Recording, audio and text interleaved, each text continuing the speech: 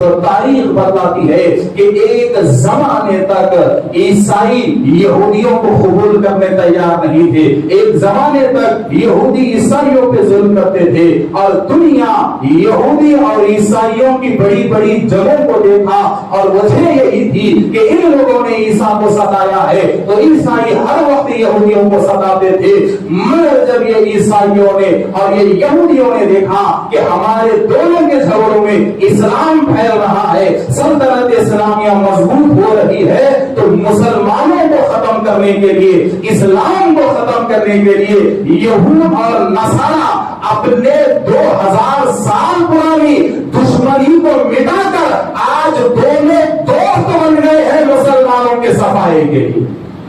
تو غور کرو، یہ مسلمانوں کو بڑی سوچنے والی بات ہے کہ اسرائیل اور امریکہ اپنی 2000 سال پرانی دشمنی کو مٹا چکا ہے فلسطین کو ختم کرنے کے لیے۔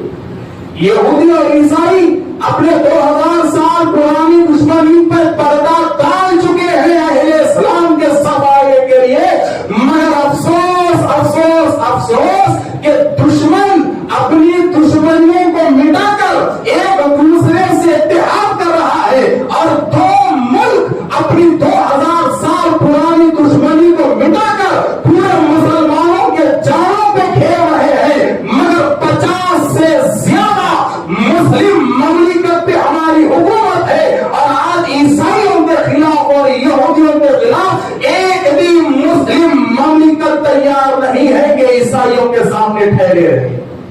ایک بھی تیار نہیں ہے۔